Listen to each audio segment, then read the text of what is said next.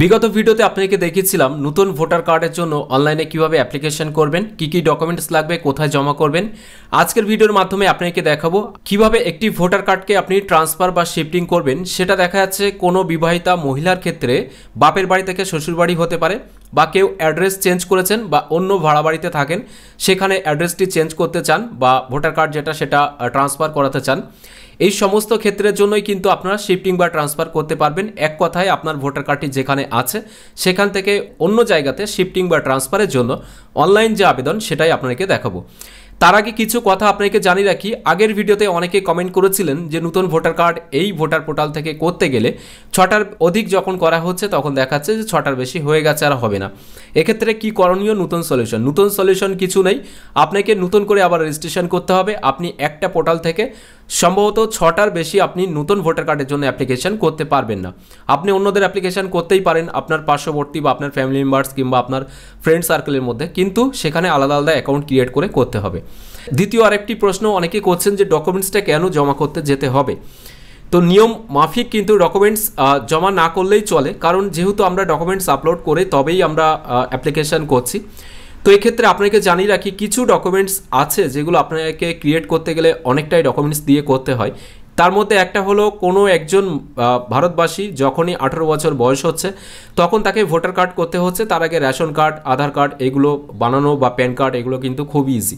যেমনটা শুধু আধার কার্ড দিয়েই আপনি রেশন কার্ড করতে পারবেন, প্যান কার্ড করতে পারবেন, তেমনটা আধার কার্ড বানাতে গেলেও আপনার শুধু ভোটার কার্ড বা বার্থ সার্টিফিকেট হলেও হবে। কিন্তু এই দুটি ডকুমেন্টস একমাত্র রয়েছে ভারতবর্ষের, যেটা সবথেকে বেশি টাফ হয়ে যায়, সেটা হচ্ছে একটা পাসপোর্ট, দ্বিতীয়ত ভোটার কার্ড। এই ভোটার কার্ড করতে গেলে আপনার ফ্যামিলি মেম্বার সহ সমস্ত ডিটেলসগুলো দিতে হয়।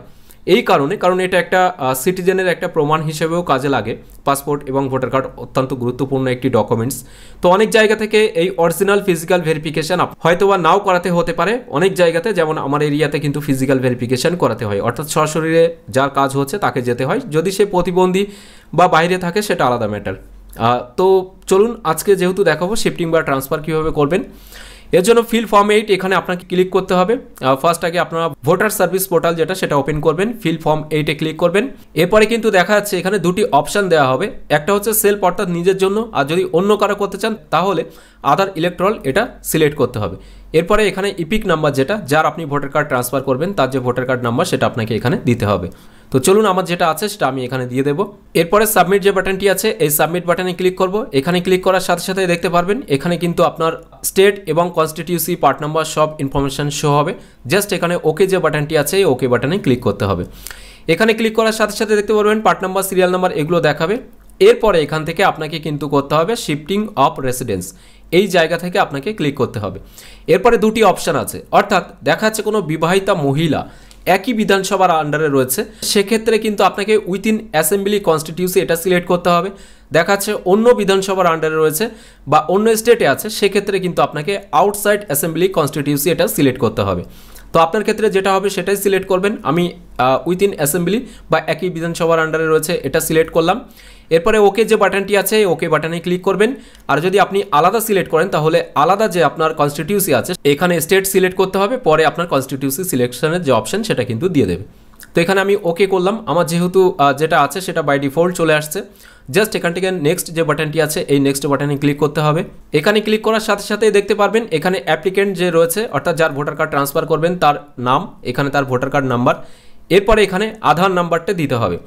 এটা ম্যান্ডেটরি নয়, এখানে যেগুলো আছে আপনি চাইলে দিতেও পারেন নাও দিতে পারেন। আমি আপনাকে রেকমেন্ড করব অবশ্যই ক্যান্ডিডেটের আধার নাম্বার এখানে ক্লিক করে তার আধার নাম্বার দেবেন।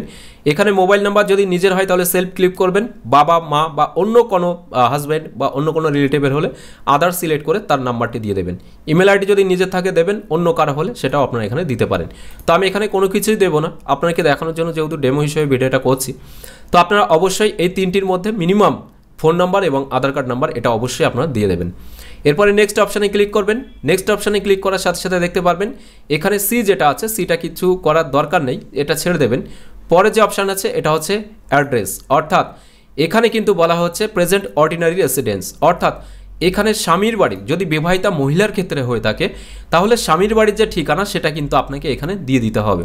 আর যদি অন্য কোনো কারণে হয়, দেখা যাচ্ছে আপনি শিফটিং করাতে চাচ্ছেন, অন্য জায়গা থেকে শিফটিং হয়েছেন বা অন্য জায়গাতে আপনি শিফটিং হয়েছেন, সেক্ষেত্রে আপনি বর্তমানে যেখানে আছেন বা যে জায়গাতে আপনি ট্রান্সফার বা শিফটিং করাতে চাইছেন সেই জায়গার নাম, ডিটেলস, অ্যাড্রেস এখানে দিতে হবে। প্রথমে এখানে হাউস বা বিল্ডিং নাম্বার, এখানে আপনি আপনার হাউস নাম্বার যেটা ভোটার লিস্টে পাওয়া যায় সেটা দিয়ে দেবেন। আর যদি না থাকে অ্যাপার্টমেন্ট নাম্বার বা আপনার ক্ষেত্রে যেটা, এটা দিয়ে দেবেন। এরপরে বলা হচ্ছে স্ট্রিট, এরিয়া, লোকালিটি, মহল্লা বা রোড, অর্থাৎ এখানে আপনি আপনার গ্রামের নাম, আপনার পাড়ার নাম, এছাড়াও আপনার রোডের নাম এটা দিতে পারেন। এরপরে এখানে টাউন বা ভিলেজ, অর্থাৎ এখানে আপনি আপনার গ্রামের নাম অথবা আপনার যে ব্লকের নামটি আছে বা মিউনিসিপ্যালিটি সেটার নাম দিতে পারেন। এখানে যেগুলো লিখবেন সেগুলো বাংলাতে কিন্তু অটোমেটিক্যালি এখানে ট্রান্সলেট হয়ে চলে আসবে। এরপরে পোস্ট অফিস আপনার ক্ষেত্রে যেটা হবে সেটা লিখবেন, পিনকোড আপনার যেটা আছে সেটা এখানে লিখে দেবেন। এরপরে তহসিল বা তালুক বা মণ্ডল, এটা আপনার যে সাব ডিভিশন সেটাও আপনারা লিখতে পারেন বা ব্লকের নামটাও দিয়ে দিতে পারেন। এরপরে এখানে ডিস্ট্রিক্ট যেটা আছে সেটাকে ক্লিক করে সিলেক্ট করতে হবে। এরপরে ডিস্ট্রিক্ট সিলেক্ট করার পরে ডকুমেন্ট নেম কিন্তু চাওয়া হয়েছে, অর্থাৎ অ্যাড্রেস প্রুফ। আপনি যে নতুন ঠিকানাতে গিয়েছেন বা আপনি যে ভোটার কার্ডটি ট্রান্সফার করবেন যে জায়গাতে, সেখানে যে আপনি বসবাস করছেন তার একটা প্রমাণ। কি দিতে পারবেন এখানে ক্লিক করলে দেখতে পাচ্ছেন, সেই আপনি যদি সেখানে গ্যাস কানেকশন বা ইলেকট্রিসিটি বিল বা ওয়াটার কানেকশন কিছু আপনার নামে থাকে সেটা দিতে পারেন। আপনি যদি আধার কার্ডটা অ্যাড্রেস আপডেট করিয়ে নেন সেটা দিতে পারেন, বা সেই নতুন জায়গাতে যদি আপনার ব্যাংকের পাসবই থাকে সেটা দিতে পারেন, পাসপোর্ট থাকলে পাসপোর্ট, রেভিনিউ ডিপার্টমেন্টের অর্থাৎ আপনি জমি কিনেছেন এরকম কিছু হলে সেটা আপনারা দিতে পারেন। এখানে আপনি যদি ভাড়া বাড়িতে থাকেন তাহলে রেন্টের যে লিজের যে ডিডটা সেটা দিতে পারেন। এছাড়া আপনি যদি কেনা জমি থাকে তাহলে এটা দিয়ে দেবেন। এনি আদার ডকুমেন্ট, এটা হচ্ছে তাদের জন্য। বিবাহিতা মহিলাদের ক্ষেত্রে এখানে কোনো ডকুমেন্ট অপশান নেই, তার জন্য আপনাকে এখানে আদার ডকুমেন্ট সিলেক্ট করতে হবে। এখানে লিখতে হবে এনি আদার ডকুমেন্টের এই জায়গাতে ম্যারেজ সার্টিফিকেট লিখতে হবে এবং এখানেই ম্যারেজ সার্টিফিকেট যেটা সেটা আপলোড করতে হবে। অনেক সময় দেখা যায় অনেকে কমেন্ট করেন যে ম্যারেজ সার্টিফিকেট নেই, সেক্ষেত্রে কি করব। এখানে বাইপাস অপশান বলতে যদি ম্যারেজ সার্টিফিকেট না থাকে তাহলে আপনি যদি রেশন কার্ডটা ট্রান্সফার করিয়ে নিয়ে থাকেন অর্থাৎ সেই মহিলার শ্বশুরবাড়িতে, সেক্ষেত্রে আপনারা এখানে এটা এনি আদার লিখে রেশন কার্ডটাও সিলেক্ট এখানে লিখে দিয়ে সেটা আপলোড করতে পারেন। সবথেকে বেটার অপশান হচ্ছে আপনার ম্যারেজ সার্টিফিকেট দেওয়া, যদি না হয়ে থাকে সেটা করিয়ে তবেই আপনারা ভোটার কার্ডের জন্য অ্যাপ্লিকেশন করুন, তাহলে খুব সহজ এটা অ্যাপ্রুভাল হয়ে যাবে।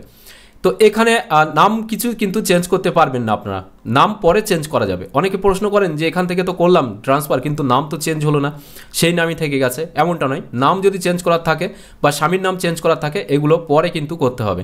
ফার্স্ট টাইম শুধুমাত্র ট্রান্সফার বা শিফটিংটা আপনারা করতে পারবেন, বিবাহিতা মহিলাদের ক্ষেত্রে বলছি।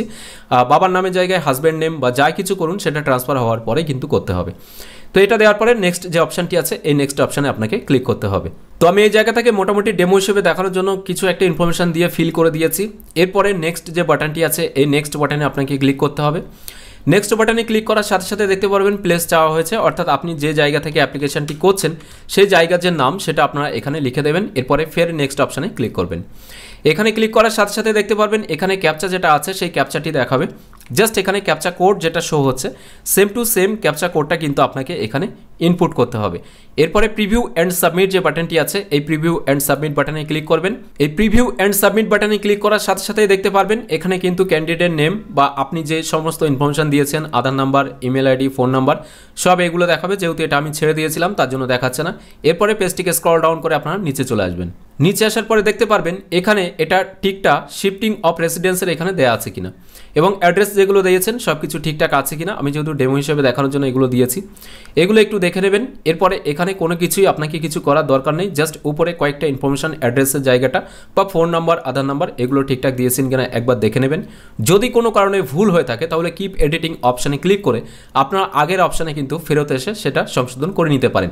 যদি সব কিছু ঠিকঠাক থাকে তাহলে সাবমিট যে বাটনটি আছে এই সাবমিট বাটনে আপনারা ক্লিক করবেন। সাবমিট বাটনে ক্লিক করার সাথে সাথেই সাকসেসফুলি সাবমিটেড হয়ে যাবে। সেখান থেকে অ্যাকনোলেজমেন্ট ডাউনলোডের একটা অপশান দেবে, অতি অবশ্যই সেই অ্যাকনোলেজমেন্টটা কিন্তু ডাউনলোড করে রাখবেন। ম্যাক্সিমাম টাইমে অনেকেই বলেন যে অ্যাকনোলেজমেন্টটা ডাউনলোড করা হয়নি, এখন কি করব। অবশ্যই ডাউনলোড করে রাখবেন, এটাই আপনার কাছে অ্যাকনোলেজমেন্টের একটা প্রুফ যে আপনি অনলাইন অ্যাপ্লিকেশন করেছেন। যখন বিএলও থেকে যদি আপনাকে ফোন করে ডাকে সেটা আলাদা ব্যাপার, বিডিও অফিস থেকে ফোন করে ডাকলেও আলাদা ব্যাপার, কিন্তু সেখানে গিয়ে কাগজটা বা অ্যাকনোলেজমেন্ট নাম্বারটা দেখালে তাদের ক্ষেত্রে বুঝতে সুবিধা হয় যে আপনি কবে অ্যাপ্লিকেশন করেছিলেন বা দেওয়া অ্যাপ্লিকেশন করেছেন কিনা। এই এখন যদি আপনারা অ্যাপ্লাই সাবমিট করার পরে যদি অ্যাকনোলেজমেন্টটা ডাউনলোড না করেন, সেক্ষেত্রে আগের যে সিস্টেম ছিল এনবিএসপি পোর্টালে, সেখানে ডিটেলসটা দেখাতো, বাট এই পোর্টালে এরকম কোনো অপশন নেই যে আপনি কি ইনফরমেশান দিয়েছিলেন বা কবে অ্যাপ্লিকেশন করেছিলেন সেটা রেকর্ডস আছে, এরকম কোনো অপশন নেই। তাই অবশ্যই আপনারা কিন্তু এখান থেকে অ্যাকনোলেজমেন্ট সেটাকে ডাউনলোড করে নেবেন।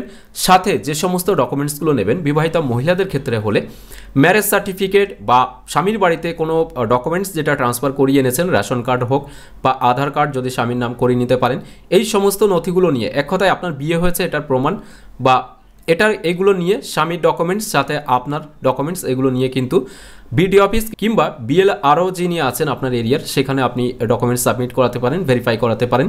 অনেক এরিয়াতে এ সমস্ত করার দরকার হয় না, অটোমেটিক্যালি হয়ে যায়। আমি রেকমেন্ড করব অবশ্যই আপনাদের যে লোকাল বিএলও আছে তার সাথে একবার যোগাযোগ করে ডকুমেন্টসটা ভেরিফিকেশন করে নেবেন।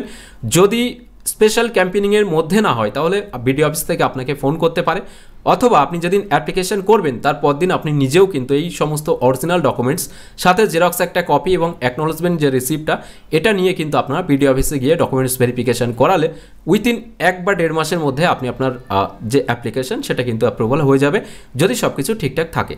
তো আজকের এই ভিডিওর মাধ্যমে আপনাকে A to Z তথ্যটা জানিয়ে দিলাম কিভাবে আপনার ভোটার কার্ডটি যেখানে আছে সেখান থেকে নতুন যে জায়গাতে আপনি শিফটিং বা ট্রান্সফার হতে চাইছেন সেখানে ট্রান্সফার করবেন অনলাইন। তার সমস্ত প্রক্রিয়ার সাথে কি ডকুমেন্টস লাগবে, কোথায় জমা করতে হবে, তার সমস্ত তথ্যগুলো কিন্তু জানিয়ে দিয়েছি। এরপরে যদি কোনো কোশ্চেন থাকে তাহলে অবশ্যই আপনারা ভিডিও নিচে করতে পারেন, আমি চেষ্টা করব সেটার উত্তর দিয়ে দেওয়ার জন্য। তো আজকের ভিডিওর আপডেটটি এখানেই শেষ করছি। ভিডিওটা ভালো লাগলে অবশ্যই একটি লাইক করে দেবেন এবং বেশি বেশি করে শেয়ার করবেন সকলের সাথে, যাতে সবাই এই বিষয়ে জানতে পারে। এছাড়াও এখনকার এই ভিডিওটি প্রথম থেকে শেষ পর্যন্ত দেখার জন্য আপনাকে জানাই অসংখ্য ধন্যবাদ।